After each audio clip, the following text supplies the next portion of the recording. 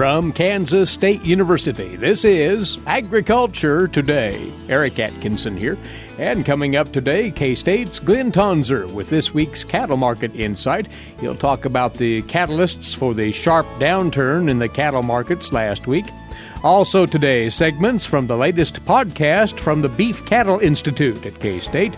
Brad White, Bob Larson, and Bob Weaber will talk about two subjects: managing against the prospect of anaplasmosis turning up in the cow herd, and what can be done to bring a late-calving cow back on schedule with the rest of the herd. Later this week's 4-H segment, Jeff Wickman talks with K-State's Deryl Waldren about several upcoming events associated with the 4-H Dog Care and Training Project. All this and more next on Agriculture Today. What is radon? Home exposure to radon gas is the leading cause of lung cancer death in the United States for non-smokers. In Kansas, 1 in 4 homes will test at or above the EPA action level. The Surgeon General recommends all homes be tested and fixed if necessary. Visit kansasradonprogram.org for more information. Test, fix, save a life. This message brought to you by the Kansas Radon Program, the Kansas Association of Broadcasters, and this station.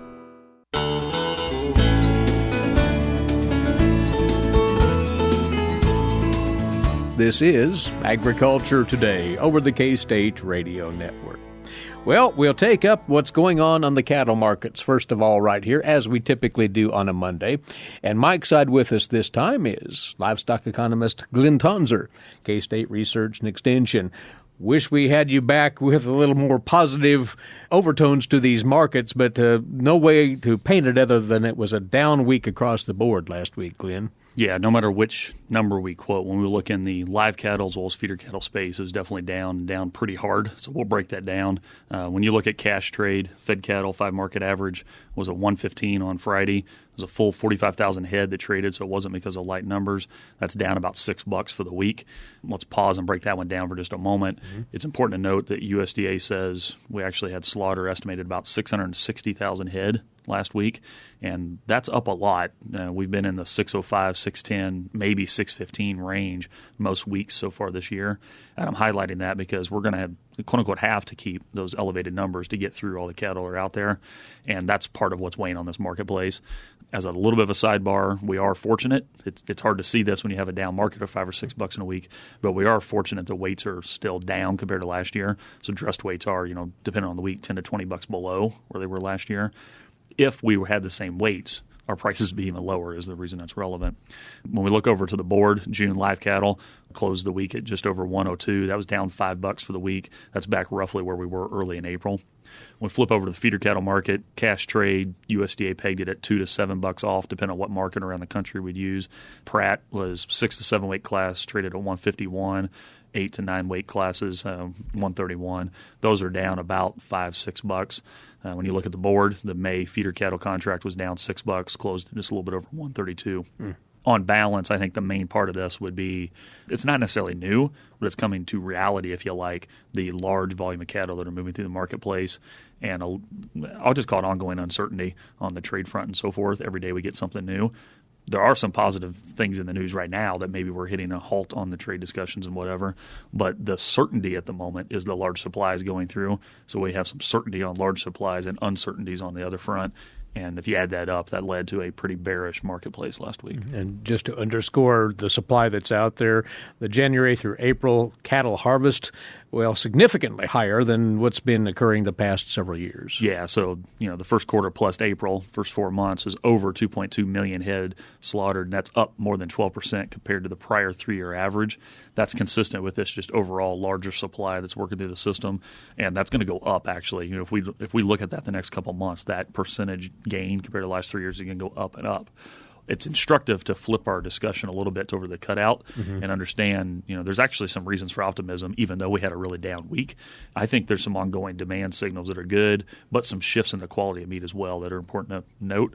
So when we look at choice cutout, Friday we were at 232. It was actually up $1 for the week. Stands out notably different than the live animal trade, but we're down $6 compared to the same week prior year.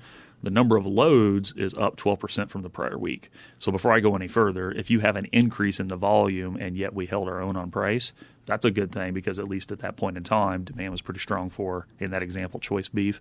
When we flip over to select, box cutout was 208.5 on Friday. It's basically flat for the week compared to the prior Friday. Again, down about 6% from the prior year, and loads were off just a little bit.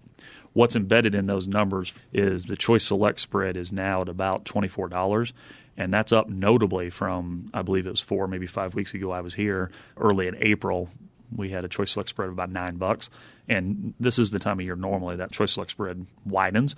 Last year, we made it all the way to $30 early in June. It's worth watching to see, of course, if we hit that again, because that would be another signal of a demand pull. But embedded underneath this, it's somewhat missed unless you're a data geek like me and some of the others that have the pleasure of being on here weekly, is we have a shift in the percentage of the loads that are falling in choice. Mm-hmm. So the choice select spread is widening at the same time that a higher percentage of the volume is falling in the choice bucket. So if you've got growing supply in that direction and yet the prices are growing more on choice than they are select, that's another confirmation of good demand situation. Otherwise, you would have a different pattern there, and we'd be beating up the choice select spread compared to the past. So there is some underpinning of strength, if you like, on the demand front, but I think there's some immediate, constraints, if you like, on the number of head we've got to get through the system and that supply concerns. And that's why, at least in my eyes, we saw a little bit what some are going to see as a dichotomy last week in a basically flat cutout market and really depressed cattle market. Yeah, thank goodness for the demand being as fortified as it is. Otherwise, it would be real trouble for these markets. Indeed. There's new information out from the USDA's Economic Research Service, and you wanted to share that, Glynn, on the returns as well as the costs to cow-calf production. These could be instructive numbers, you think? I think they are, and I think it's important, again, to this point about who has an interest in expanding, have we taken that out of the market and those kind of things, as well as for just our producers that are interested in benchmarking their own situation against some kind of national average. I think it's important to recognize what's out there.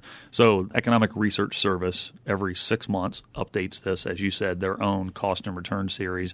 And they do it for lots of different enterprises. Within the beef cattle space, they do it for the cow-calf sector. And they most recently updated them in May. They'll do it again in November. So for those that are interested in this, kind of watch for that. But some of the most important numbers in their current estimates are they estimate total cost to run a cow at over $1,300. And that's going to be a lot higher than some people around the country are going to think. The main reason I think there's a difference between what's expected and what USDA estimates is, first, there's lots of differences in how cow-calf operations are set up. Now, this is just a kind of a representative exercise, so there's lots of reasons you might be different. But the core part would be they account for what they call unpaid labor. So think about the owner-manager who's putting lots of time into the operation, and they value that at actually a third of the total cost. Wow. So it's $434 per cow of what they label as unpaid labor. The reason I highlight that is, as an economist, we do that, right? If you're putting all your time and energy into this, we're going to value your time, and we're going to make that a budget item in this exercise. But a lot of folks around the countryside wouldn't do that because they don't physically cut a check for it. So if you are listening to this and you say, I have, $850, $900 cost to run a cow, it might be because you're not putting any value on your time. And that explains the difference from the $1,350 number and the value of your time, the way USDA does this. So point number one is take stock of that and kind of keep that in mind when you're making your decisions about what your break even is to cover total cost. I encourage you to do what we call economic total cost, so value your time and the other inputs being put in. And it also gives us some insight about why some might be more optimistic to expand than others, is if you in some sense artificially think your operation costs are $900, you're going to be more excited to expand than if you, quote unquote, recognize they're actually $1,300. Mm-hmm. So depending upon the type of producers you're visiting with that value their labor differently, that explains some of that excitement, or maybe more accurately this week, level of pessimism in the marketplace. It really is interesting, though, that the labor side supersedes feed, veterinary bills, and other costs. That is very important to note. 29% of the total cost is assigned to feed. It's nearly $400 per cow, the way USDA does that. I will note, specific to feed, for those that are listening and find interest in this, I believe it's 8 regions. USDA actually puts these numbers out. I'm quoting the national averages. They actually do them for each region. It's like there's a Southern Plains one, for example. And if you were to monitor that feed cost regionally, obviously we're talking and folks are listening, including here in Kansas, we have dry conditions in part of the state. That feed cost number is going up and up and up when you're no longer able to harvest your own, but you can go externally and procure it. So if you're interested in the feed cost aspects of this relative to labor and other, vet med and other inputs, I would encourage you to get the relevant regional report off USDA's website. Mm-hmm. Interesting numbers on the costs and returns to cow-calf production. Worth tracking, to be sure. Tomorrow is the cold storage report, and what indicators, if any, might be worth watching there? So this is a report that isn't watched quite as much as cattle and feed and so forth. That's why I like to highlight it. Mm-hmm. But I made some comments a few moments ago about I think demand is better than maybe we immediately see in the marketplace, and this is one way we can check that. So as a reminder, the April cold storage report showed that beef stocks were basically the same as same time prior year, yet we know beef production is up. So that was confirmation beef continued to move through the supply chain, which was a really good sign a month ago. If we get that same report, basically if we don't have an increase in the amount of beef in the cold storage in any real magnitude, that's another confirmation that demand is strong. So that's one of the things I'm looking for. But the other one, it gives us an opportunity to talk about the competing meat space. So pork and poultry stocks in the April report were up, I believe it was 12% compared to the same month prior year. If we, quote unquote, whittle those down, so if this report comes out and say they're up 8% or something like that instead of 12%, that would also be positive for the beef marketplace. Mm-hmm. I'm not here predicting that'll be the case because production of all three meats is higher, but I am looking for that because we continue to get good news about the beef product moving out of this country. The general economic environment for U.S. consumers continues to be good. The U.S. dollar is supportive of these kind of things. I made a comment earlier that we're actually kind of pausing on some of the trade debates. I don't think they're solved and there's still uncertainty, but if we just calm down just for a moment there and we're able to continue to get these gains that are talked about through the media, that's all good. And it's probably, I won't say it's never been more important, but it's really important for the next couple months when we're working through this many cattle. So if we can do that and it allows us to keep the weights lower so we stay current on marketings, I think we can avoid the fed cattle market in particular getting worse than it already is. Mm-hmm. So if you were to ask me what I'm looking for this week, I'm hoping for a little bit of a bounce back with some confirmation that might show up in that cold storage report that we continue to move meat. Maybe the cutout values will hold their own, if not increase, and that will, quote unquote, pull cattle prices up this week. It's not a promise, but it is a hope, and I think there's a story that would support that. Glynn, thank you, as always, and we'll talk again very soon. Thanks for having me on, Eric. He is a livestock economist, K-State Research and Extension. Glynn Tonsor offering his insight on the cattle market trends here on this opening part of Agriculture Today. For 25 years, K-State Research and Extension's Kansas Agricultural Mediation Services has been providing a no-cost, confidential place to call in and visit with an agricultural lawyer. Our experts are available to help you producers handle legal and financial issues.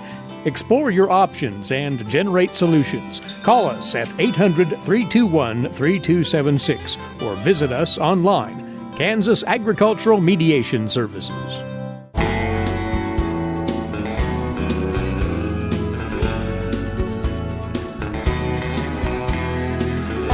Up for you now on Agriculture Today. Highlights from the latest podcast put together by the Beef Cattle Institute here at K-State. Each week, the K-State researchers staffing the Institute get together to chat about current topics in cattle production and health management. Joining Institute Director and K-State veterinarian Brad White this week, fellow veterinarian Bob Larson and cow-calf specialist Bob Weaber. Here's Brad. Today we're going to be talking about anaplasmosis, a frequent disease that we get a lot of questions on, as well as discuss what to do with those late calving cows, the cows that are calving now, mid-May or later, how to get them back into the spring herd. But I'd like to maybe start out a little bit talking about anaplasmosis, and Dr. Larson, I'll turn to you. This is one of the areas that we've received a lot of questions on lately. A lot of articles are coming out talking about anaplasmosis, the challenges thereof. Can you tell us what is anaplasmosis? Well, anaplasmosis is an interesting disease in that it's caused by a parasite, basically, that lives on the red blood cells, and it'll destroy those red blood cells. Therefore, the animals become anemic. So their classic symptoms are they're pale. They just don't have as many red blood cells to carry oxygen. So in cases where the animal is at risk of dying, they're actually dying of not enough oxygen. Now, But pale is hard to see from a distance? Yes, it is. I'll challenge a little bit there. My black cow looks pale today. You're not feeling well, are you? So, yeah. Any other signs? Yeah. Well, so when I say pale, a lot of times where you're going to see it is right around the eyes. You know, the inside of the eyelid, the surrounding of the eye, because even in a black animal, you can see that. The other thing is sometimes it's kind of a yellow tinge, again, because of the when you take away that good blood perfusion, it's kind of pale or yellowish looking areas where you're actually going to see the skin. But just like me, after climbing 3 flights of stairs, they'll also be winded easily and may sit back a little bit from the herd. Yes, so that's another clinical sign that you'll see is that they've separated themselves from the herd. They don't want to exert, and if they exert any energy, then they're winded very fast. So we're mid-May. Right. You expect a lot of clinical cases now? Well, that's interesting because there have been a couple of articles in some of the farm magazines just in the last week or two, and it's always good to talk about anaplasm, but no, this isn't the time of the year when we really expect to see very many cases. This is more like midsummer-ish, right? Yeah, and you've got to remember it's being carried. The main way that it's passed from one animal to another is ticks. And then there's a 2 to 3 month lag period between when the animal is first infected and when I expect them to show these clinical signs. Right now, ticks are, our dogs, and they're starting to get ticks. So I'd expect to start seeing cases in 2 to 3 months where the peak is. Now, the other thing is, of course, these cows don't read the textbook. We will see a few cases in April and May and other times of the year, but we'd expect... Are those carryovers, though, from the previous year, or do they clear... Now you're going to make me feel dumb because I don't know. The assumption is that they were infected last year. And well, if the cow would just read the textbook, then she would do what she's supposed to do all the time. So we don't know for sure why we're seeing some cases at different times. Obviously, they were either exposed earlier than expected or a longer incubation period before they start showing signs. Which that's the other part of it. So even though the ticks are out now and ticks could start to transfer, it takes a while for that rickettsial parasite to build up enough level to where you start to see clinical signs because it has to deplete the red blood cells. So a lot of times it's late summer, early fall, September, October, depending on where you are in the country. That's where you see peak clinical cases. The most cases. And you could see a cow almost any month of the year could have anaplasmosis, but the peak cases are going to be late summer, fall. So, but one reason we want to talk about this today, and Bob, you're doing sync programs at the purebred unit, and we just happened to talk about this beforehand, because the other way that's very effective to transfer anaplasm is we can do it. Yeah, mechanical. So, using the same needle to give vaccinations for cows. We're getting a whole round of breeding shots for later spring calving cows is going on right now. Synchronization protocol, so good needle, one needle per critter can really cut down. Your point earlier, Bob, was that we can't do a lot about ticks, but we can do a lot about changing needles and making sure we have good sort of phytosanitary conditions when we're doing processing of animals. Yeah. And Dr. Katsia here at K-State did a study several years ago, and they looked at if you used a needle in an infected animal, you could transfer it to the next 6 or 7 animals in a row. So he and one of his grad students did that study. So it's a pretty effective way. You don't have to see blood on the needle to be able to transfer it because the parasite itself is so small, it lives in a red blood cell, so it doesn't take much to transfer it between animals. So I think that's a good message there. The other question that you received, Dr. Weber. I was at our Caw Valley 4-H Club meeting last night, and it turns out I'm one of the beef project leaders, and so my daughter Maddie and I had to give a little talk on beef project stuff. But afterwards, one of the other dads at the meeting came up and said, "Man, I got these 3 May calving cows. And they're kind of a small purebred operation, but this is equally valuable, I think, for commercial producers. They sort of wanted January, February, March calve, and now they got these 3 cows clear out in May, and they're trying to figure out what to do with them." And so we had a little conversation about, how do I use an estrus synchronization protocol to move up those cows in the calving distribution? Because you really stuck between either trying to move them forward to get them with the rest of your cows. I guess there's 3 options really. Endure the pain, continued pain of now 3 May calving cows, so I got a 5-month calving distribution. Or I got a new fall herd. Exactly. So, and that one obviously has a fair bit of sort of latent cost associated with it, but I don't know if that's more than, continuing to check cows for these last 3 calvers, right? Yeah. Fortunately, May calvers don't usually have a lot of dystocia, but that we observe. Right? So the discussion we had was really about a cow that's 30 days postpartum, put in a cedar to get her cycling, so she comes out of the anestrus phase, the postpartum interval shortened, and even if you're doing natural service, that's a way to move cows up. And I know, Bob, you've got experience in these sort of synchronization protocols. Not free of cost and labor, though. No, I think it does work pretty well to take a late calving cow, wait until she's 30 days postpartum, so 30 days after she calved, put a cedar in, and a lot of times we will just do natural service rather than try to synchronize them or actual for AI or something like that. That's an easy thing to say, but that's not necessarily an easy thing to accomplish. Because most of the cows are already gone to grass, right? So 30 days after she calves, so you're talking the middle to the last part of June, and it's a small percentage of my herd. So what I'm really saying is we'll, late June, go out and find that small percentage of the herd, grab her and her calf, bring them in, put a cedar in her. Sounds fun. Wait 7 days, pull the cedar out, and I think it will, in a high percentage of those cows like that, you'll get an earlier ovulation. You'll really increase your chance to get her bred early. But I've just described a fairly labor-intensive, inconvenient intervention. Do you have to wait 30 days? Why 30 days? Well, I would say, yes, you do. They need some time after calving to have a high % chance of getting a calf. And if I'm just going to do that inconvenient protocol that I just described and spend the money on a cedar, I want to do it on cows that are at least a good bet. So other pieces of what's a good bet. Good body condition score, and usually later calving cows tend to be in a little better shape anyway, but... Yeah, that's a key one, is good body condition. My first calf heifers, 30 days is maybe pushing it just a little bit on them. I'd like to add another 10 days to them, which, if a cow is having her first calf, and then I have to wait another 40 days, I may not push her up as much as I would an older cow. Yeah, she might be a candidate to fit into somebody else's breed. Yeah, or let's back up and not create her next year. Right, yeah. And I think that's the big thing, is you think about where they ended up this year is going to greatly influence where they are next year. Because those May calving cows, they're stuck there unless you try to move them. You're not going to make them Januarys anytime soon. Yeah. No. I use the word momentum quite a bit with cows, in that one of the best predictors of when a cow calves this year is when she calved last year.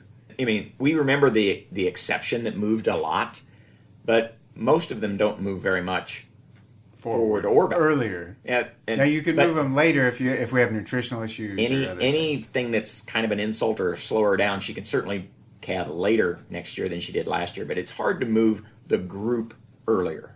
Which is where, as we think about, and we've had some more rain lately, but we had a pretty dry spell, and the grass has not come on like it typically has. So 30 days back. That's something that we'll need to continue to monitor as we go forward. And we talked about drought, but I would say this is a great time to look at what has been the rainfall, what do we look at the rainfall, and when do we make some decisions. And one of the things that we'll talk about next week is early weaning of calves. Yeah. And how could we maybe manage some things differently? What do we need to do on the health standpoint? The other thing we were going to talk about this week, Dr. Pindell couldn't be here. We said we'd talk about cost of BRD. We're going to talk about that next week also. So he'll be back. He's got a new paper that's come out on that. So we've enjoyed having you with us. You're welcome to send us a message anytime. Visit our new website at ksubci.org. Thanks for joining us on this episode of BCI Cattle Chat. From the Beef Cattle Institute at K-State, Brad White, Bob Larson, and Bob Weaver. This is Agriculture Today.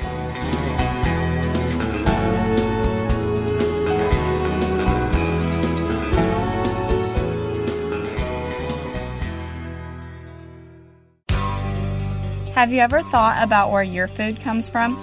If you're thinking the grocery store, think again. Facts show that the American farmer feeds more than 129 people. They are continually increasing and improving their operations. A wide variety of crops and livestock are grown in Kansas as well as the United States, providing food to your dinner plate. Next time you see a farmer or rancher, thank them. For more information, contact K-State Research and Extension.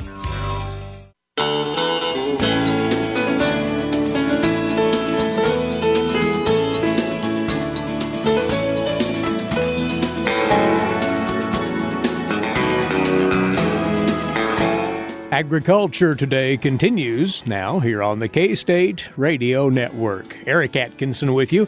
Moving on now to today's agricultural news headlines in brief. These courtesy in part of DTN. Well, as you know, after dealing with a host of amendments, the final vote on the House version of the Farm Bill turned out to be a defeat via a 198 to 213 count, 17 lawmakers not voting. Democrats held to the promise that they would not support the bill in its current form over provisions in the bill that would make changes to the Supplemental Nutrition Assistance Program, or SNAP, even with some other changes to the bill that came about during the host of amendments that were considered by the chamber. In the end, conservative Republicans were the key to the bill failing to advance. Conservative Republicans kept pushing for a vote on immigration legislation, with their push focusing on getting a vote on that area before the Farm Bill vote. House Agriculture Committee Chairman Mike Conaway was still trying to find the votes for the package right up until the last minute. He said, quoting here, "We will deliver a strong new farm bill on time, as the president has called on us to do. Our nation's farmers and ranchers and rural America deserve nothing less," in his words. The ranking Democrat on the panel, Colin Peterson of Minnesota, said the vote reflected Republicans trying to go it alone to get the bill done. Peterson stated, "This is a good opportunity for us to return to the table and fix this bill before we move forward." Again, his words, "This job is too big for one party. Let's come together and figure out a bill that works for everyone." He also added, quoting again, "We don't have to let this process be held hostage by the demands of the extremes of our parties. We can and should take the time to get the farm bill right," as he said. Now, under House rules, the House could introduce a motion to reconsider the bill, that though within 2 legislative days. There was an attempt to reintroduce that motion on Friday. It stopped midway. It's not clear how exactly reconsideration could take place, whether it would have to be exactly the same bill or one with some changes.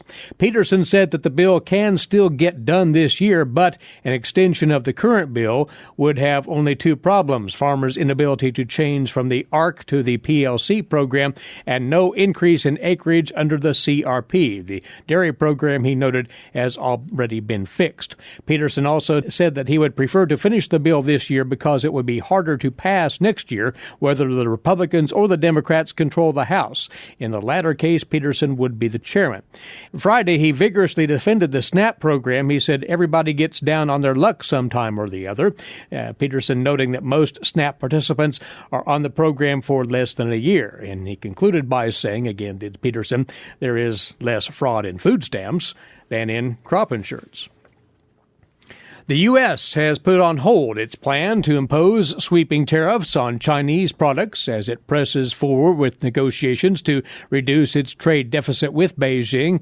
That is a top priority of the president, of course. The Treasury Secretary, Steve Mnuchin, said yesterday that the 2 countries had made progress as they concluded 2 days of intense trade negotiations in Washington. The planned tariffs on $150 billion worth of Chinese goods are off the table while the talks proceed, according to Mnuchin. After finishing the talks, the 2 sides released a joint statement on Saturday that offered little detail about what had been decided.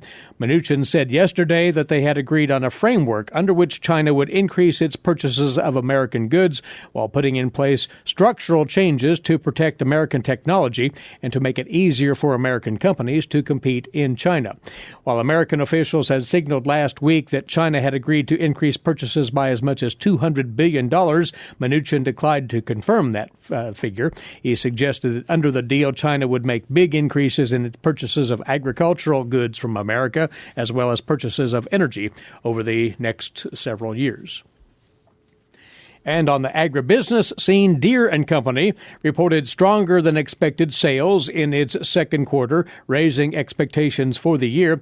But the equipment maker on Friday said it's continuing to face higher freight and material costs and that it would have to raise prices and focus on cutting costs as a result. Total net sales and revenues rising 29% to $10.7 billion. Sales in the company's agriculture and turf segments and its construction and forestry segments both climbing.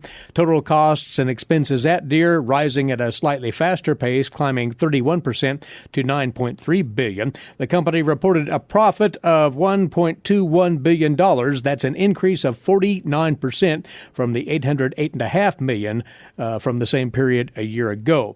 Deere increased its outlook for the year and now expects to make a profit of about $2.3 billion and sees net sales and revenue rising by about 26%. You're listening to Agriculture Today, now the weekly feature from the Kansas Forest Service here at K-State, Tree Tales, and standing by with that is K-State Forester Bob Atchison. Bob? Pecan is a large, beautiful tree that produces bountiful crops of delicious nuts. Pecan is the largest member of the hickory family, and it can grow to a height of over 70 feet and a spread greater than 80 feet. In southeastern Kansas, wild pecan trees have been brought under cultivation to provide farmers with an additional source of income. Pecans are also one of Kansas's most reliable orchard trees. A successful pecan planting requires good soils, adequate water, and prudent cultivar selection. Failure to provide the proper conditions for pecan tree growth often leads to poor growth and sparse nut production. Pecans thrive in deep, well-drained soils along major rivers and streams. These soils are characterized by clay loam to a sandy loam texture, good internal drainage, and a static water table that ranges from 10 to 25 feet below the soil surface. There are a variety of pecan cultivars to consider for Kansas, such as Kanza and Giles. The Kansas chapter of the Walnut Council will be providing additional information about establishing pecan plantations at their Walnut Council Field Day, scheduled for Saturday, June 16th, at the K-State Pecan Experiment Field near Chautauqua. The field day is held in conjunction with the Oklahoma Pecan Growers Association and features a variety of experts such as Dr. Bill Reed. To register for the field day, contact the Kansas Forest Service at 785-532-3300 or check us out on the web at www.kansasforest.org. This is Bob Atchison with the Kansas Forest Service, encouraging you to join us for the Walnut Council Field Day. You've been listening to another Tree Tale. All right, Bob, many thanks. Jeff Wickman checks in with this week's 4-H segment. That's next on Agriculture Today. Did you eat today? Thank a farmer. A way to get more involved in agriculture is through 4-H and FFA. Through 4-H and FFA, we have been given multiple opportunities to grow as leaders and learn more about agriculture. You can learn skills related to jobs, public speaking skills, and you get the opportunity to travel around the country and meet new people. If you want more information about getting more involved in 4-H and FFA, visit them on their websites at kansasffa.org and kansas4h.org.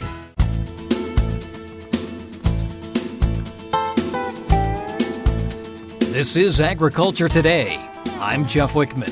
For a variety of reasons, dog care and training is one of the most popular project areas for Kansas 4-H youth. The youth learn how to care for a dog and how to train a dog in basic or advanced commands.